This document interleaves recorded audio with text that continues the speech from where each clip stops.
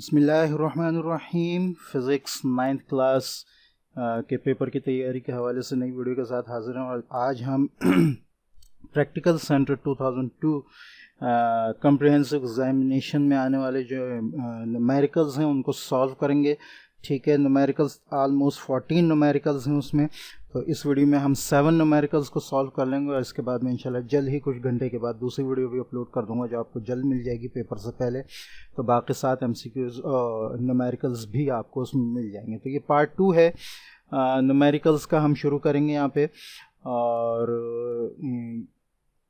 इसमें ये जो आपके सामने खुला है ये क्वेश्चन नंबर 9 है जो पहला है, और इसको जैसे कि आपके सामने नज़र आ रहा है क्वेश्चन है, a student of weight 400 newton takes 5 second to climb up an obstacle of height 2 metre, calculate the power consumed. एक हाइट है, ठीक है, जो 2 मीटर की हाइट है, क्लाइंब करता है 400 न्यूटन वेट का, ठीक है, 5 सेकंड्स लगाता है। तो पूछा ये है कि उसने कितनी पावर लगाई तो इसके लिए, ठीक है। तो ये आपके सामने इसका आंसर वो सॉल्व करके मैंने रखा हुआ ताकि ज़्यादा टाइम ना लगे, ठीक है। गिवन हमारे पास जो है वो वेट है बच्चे का 400 न्यूटन, टाइम उसका जो लग रहा है ऊपर चढ़ने में 5 सेकंड है, और हाइट उसकी जो है जहाँ वो चढ़ रहा है वो 2 मीटर। हमें पावर मालूम करनी है। सोल्यूशन जो है वो आपके सामने है कि power is equal to weight upon time, ठीक है। और वेट जो है वो FD है, ठीक है। FD से क्या मतलब, फोर्स और डिस्टेंस, ठीक है। तो और FD जो है यहाँ पर वो वेट है, फोर्स जो है वो वेट है, ठीक है, देखिए न्यूटन में आ रही है, और डिस्टेंस जो है जिस पे वो चढ़ा है वो हाइट है, ठीक है।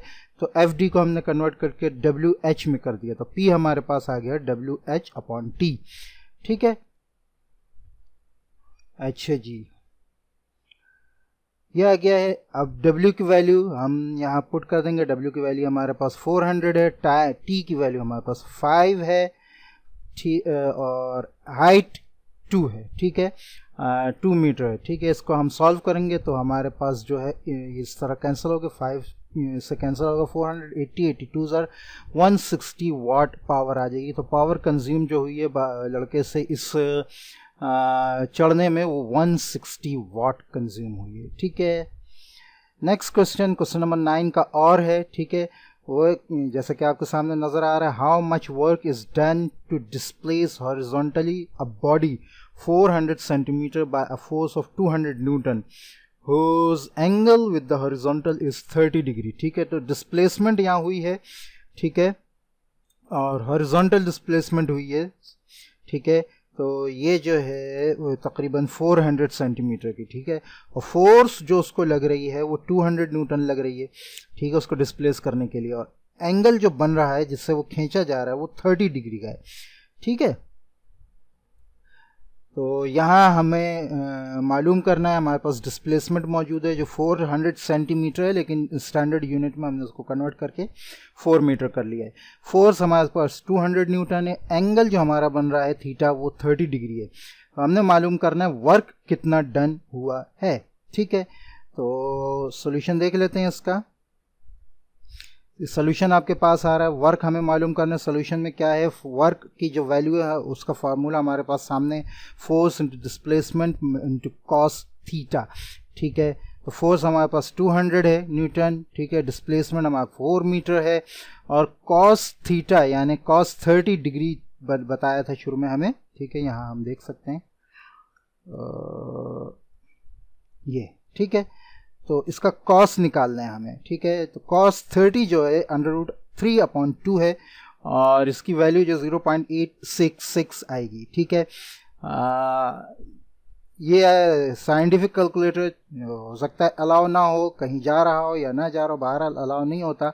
अगर साइंटिफिक कैलकुलेटर अलाउ ना हो तो एब्सोल्यूट वैल्यू से हम मल्टीप्लाई करके √3 को निकाल सकते हैं कि इसका अंडर रूट क्या है, ठीक है। 1.5 × 1.5 जो है वो आता है तकरीबन 2.25, ठीक है। इसी तरह हम आगे करते जाएंगे तो ये वैल्यू √3 की जो है 1.73 आएगी, ठीक है। 1.7 to 1.7 आप करेंगे वो भी सही आएगा। 1.8 इंटू 1.8 ज़्यादा आ जाएगा, तो आप इसको फिर 1.75, 1.74, 1.73 से मल्टीप्लाई करके इसका cos थीटा निकाल लेंगे। अगर ये चीज़ समझ में नहीं आए तो कमेंट्स में बता दिएगा, मैं एब्सोल्यूट वैल्यू निकालने का आसान तरीका ख़ास तौर पर अंडर रूट्स में बता दूंगा, ठीक है। यहाँ चूंकि थोड़ा जल्दी है, इसको सॉल्व करना है, लिहाजा मैं उसको इसमें तफसील से नहीं जा रहा, ठीक है। तो ये आ गया आपके पास फोर्स आ गई 200, डिस्प्लेसमेंट 4, cos थीटा आपके पास 0.86 आ गया। इन तीनों को मल्टीप्लाई करेंगे तो 692 मल्टीप्लाई बाई 82 जूल्स आपको आंसर आएगा। The work done is 692.82 joules, ठीक है। ये आपका दूसरा क्वेश्चन भी हो गया है 9 का। क्वेश्चन नंबर 10,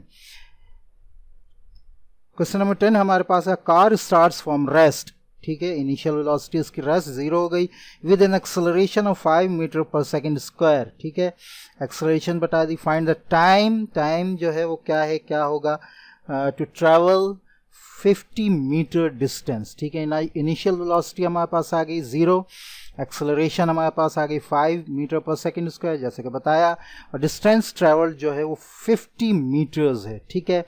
हमें मालूम करना है टाइम। सोल्यूशन जो है वो सेकंड इक्वेशन ऑफ मोशन हम इस्तेमाल करेंगे, s is equal to v t plus 1/2 at square, ठीक है। डिस्टेंस हमारे पास 50 आ रहा है, इनिशियल वेलोसिटी 0 है, टाइम हमें मालूम करना है, वो यहाँ वेरिएबल मौजूद है, वो प्लस 1/2, एक्सेलरेशन 5 और t स्क्वायर, ठीक है। इसको हम आगे लेके जाते हैं, ठीक है। ये आ गया है हमारे पास, इसको हम मल्टीप्लाई कर लेंगे, 5 ऊपर आ जाएगा 5/2 इंटू टी स्क्वायर, ठीक है। अच्छा जी, ये फिर ये यहाँ 0 आ जाएगा, 0 इंटू 2, ठीक है। ये फिर यहाँ जब 0 ख़त्म हो जाएगा, क्योंकि ये 0 है तो ये प्लस होगा, वही आंसर आएगा 5/2 टी स्क्वायर इजिकल टू 50। ये पूरा का पूरा इस साइड चला जाएगा, ये इस साइड आ जाएगा। अब हमारे पास क्या आ गया, 5/2 into t square is equal to 50। T square time square is equal to, ये 5/2 को हम पूरा का पूरा वहाँ लेके चले गए, रेसिप्रोकल हो गया, ठीक है। 2 ऊपर आ गया, 5 नीचे हो गया, कैंसिल करेंगे, 5 10 से 50 हो जाएगा, 10 2 से 20, टी स्क्वायर हमारे पास 20 आ रहा है, और अंडर रूट करेंगे दोनों को तो टी का जो है टी स्क्वायर का अंडर रूट टी आ जाएगा और 20 का अंडर रूट इस तरह आ जाएगा, ठीक है। इसको मैंने आसानी के लिए आगे इस तरह सॉल्व भी कर लिए, ठीक है। इसके फैक्टर्स बना के तो 2 इंटू 2 पूरा बाहर आ जाएगा, 5 अंदर रह जाएगा। जब हम इसको मल्टीप्लाई करेंगे 5 अंडर रूट 5 की एब्सोल्यूट वैल्यू निकालेंगे और मल्टीप्लाई करके सेकंड्स निकाल लेंगे। मैं फिर बता रहा हूँ कि अंडर रूट्स की एब्सोल्यूट वैल्यू निकालने का तरीका अगर आपको समझ में ना आ रहा हो, बहुत आसान तरीका है इसका, नहीं आ रहा हो तो आप कमेंट्स में बता दिएगा, मैं इंशाल्लाह इस पर एक अलग से वीडियो बना दूंगा इम्तहानों के बाद। अच्छा, क्वेश्चन नंबर 10 का और है, दूसरा पार्ट है गिवन। हमारे पास क्वेश्चन पहले देख लेते हैं, ठीक है। क्वेश्चन नंबर 10 है दूसरा, how much heat is required to boil 3 kg water which is initially at 10 degree centigrade, ठीक है। स्पेसिफिक हीट ऑफ वाटर बताइए आगे, ठीक है।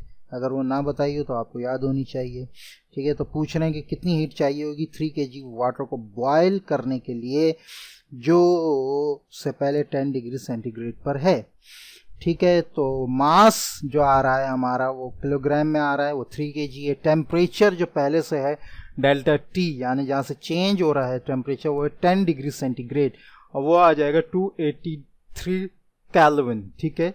10 है, 10 में 273 प्लस करेंगे तो 283 केल्विन आ जाएगा। ये डिफरेंस होता है सेंटीग्रेड और केल्विन में, ठीक है। ये पता होना चाहिए, इसकी तफसील में फ़िलहाल अभी नहीं जा रहा है।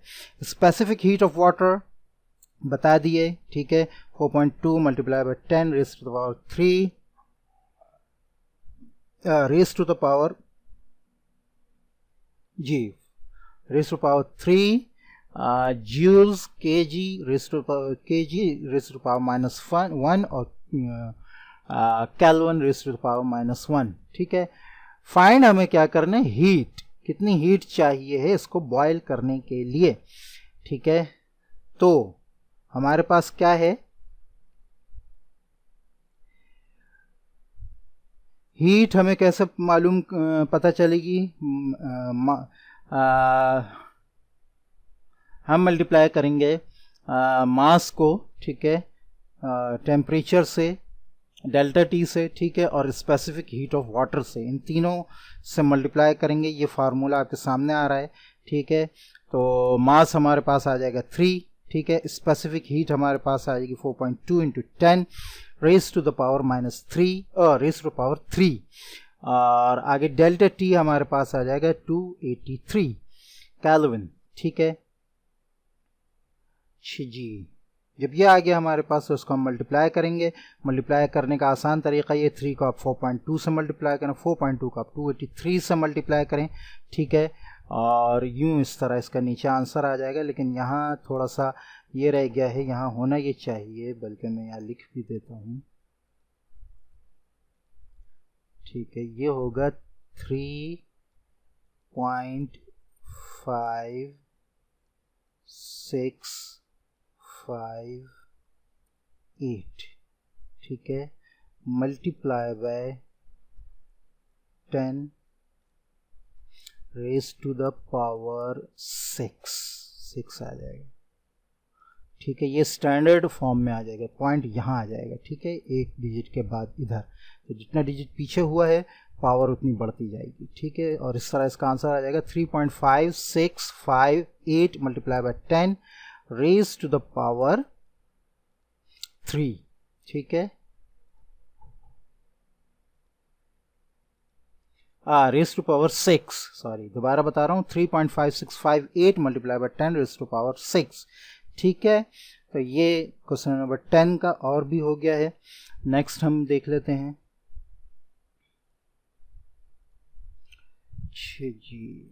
नेक्स्ट हमारे पास है क्वेश्चन नंबर 11। क्वेश्चन नंबर 11 है, calculate the gravitational force of attraction between Urwa and Ayesha of masses 60 kg and 70 kg respectively 50 metre apart from each other, एक दूसरे से 50 मीटर दूर है, ठीक है।